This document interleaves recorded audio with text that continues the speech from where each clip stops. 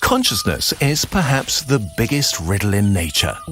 Stripped to its core meaning, consciousness is what allows us to be aware both of our surroundings and of our own inner state. But thinking about consciousness has this habit of taking us round in circles. We all intuitively know what consciousness is. It's this. It's what you're experiencing here, right now. But once we try to pinpoint just what exactly it is, it leaves us grasping at thin air. And not just us. Philosophers and scientists struggle to define consciousness. Different schools and ideas compete with one another, but no one has come close to figuring it out. It's unsettling to realize that we don't understand what makes us aware of ourselves and the world. In this fuzzy area, consciousness and intelligence are also related, although they are not the same. We'll talk in greater depth about theories of consciousness and intelligence in other videos. Like much of what makes us human, our consciousness is likely to have evolved from less complex forms as a product of evolution by natural selection. It has probably emerged from an immense several hundred million year sequence of countless microsteps that together make up a sort of gradient of consciousness. What was the first step on this path from the non-conscious to the basic consciousness that ultimately led to the convoluted consciousness we humans enjoy today?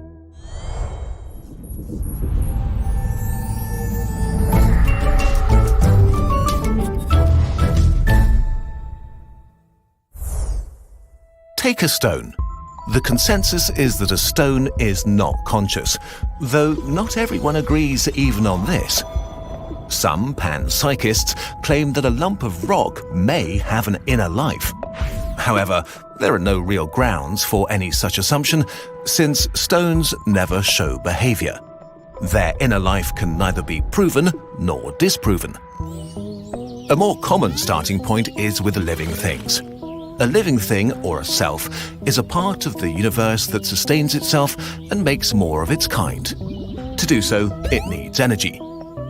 And this is where an awareness of the world comes in handy.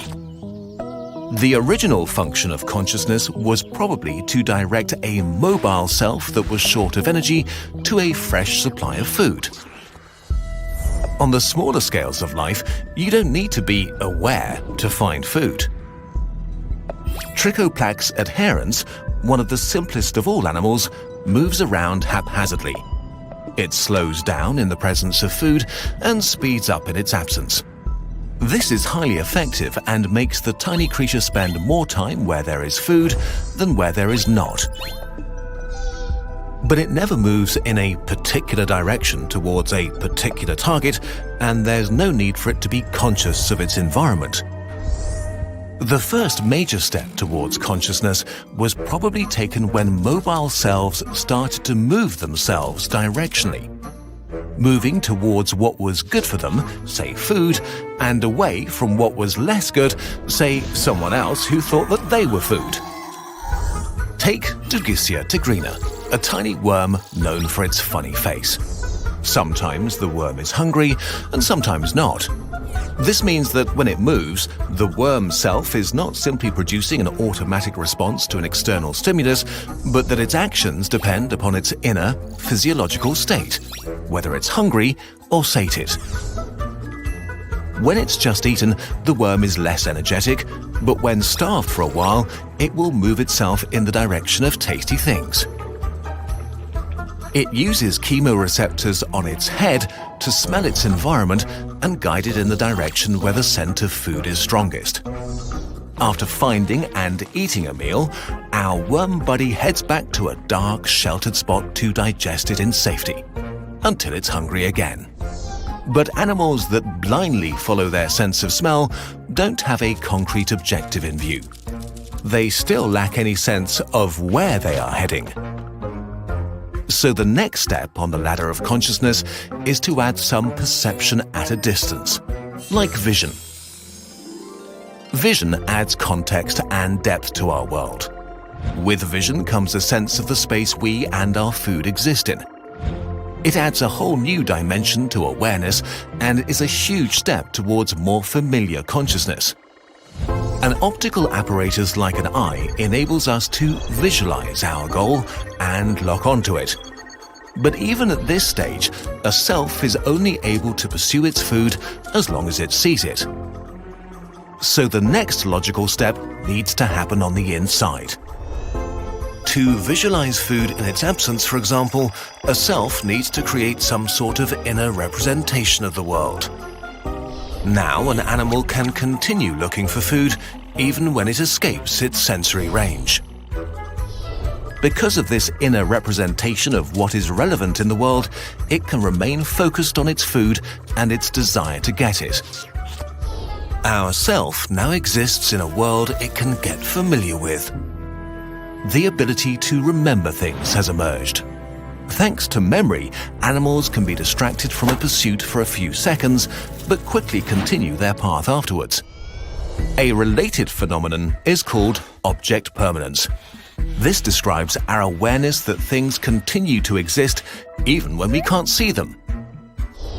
This cognitive skill is enjoyed by some mammals and birds, and perhaps other animals too. Human babies tend to develop this ability around the time they turn 8 months, while baby chickens show this ability within a day or two of being born. The capacity to remember a thing in its absence suggests at least a basic sense of time. A sense of time is a big step on the ladder of consciousness. It may also enable a self to look forward from the present moment and anticipate the future. Adult chickens, for example, are able to resist a meal put in front of them if they expect to receive a bigger meal as a prize for holding back for a while. This sort of delayed gratification means there is an ability to visualize a reward that only exists in the future, which can be quite a challenge even for adult humans. Western scrub jays are experts in delayed gratification. They show an even more elaborate sense of the future when they hide food in a cache to retrieve it at a later date. The scrub jays will even re-hide their food if they become aware that a potential thief has been watching them. This means that they know that there are other hungry selves out there who are aware and see the world from their own different perspective. Crafty scrub jays can sort of read the mind of their fellow birds. This ability to mind read is crucial for complex levels of consciousness. By putting yourself in the position of others, you can outsmart a rich competitor or empathize with a hungry friend.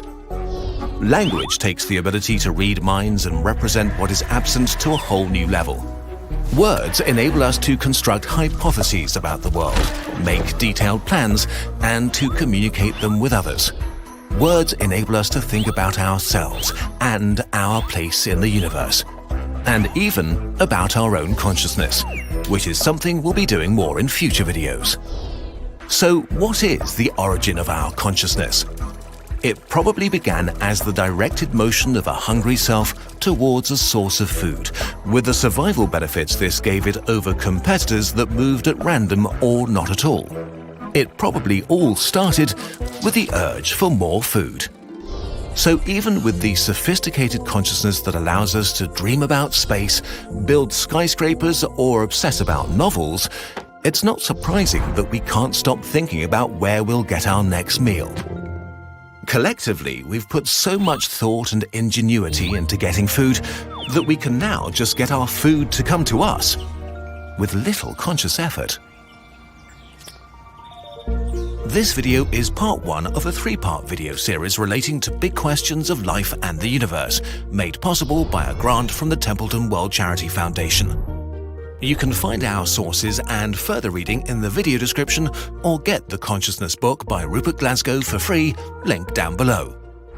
If you want to help us make more videos, you can do so on patreon.com, or get one of our posters from our shop.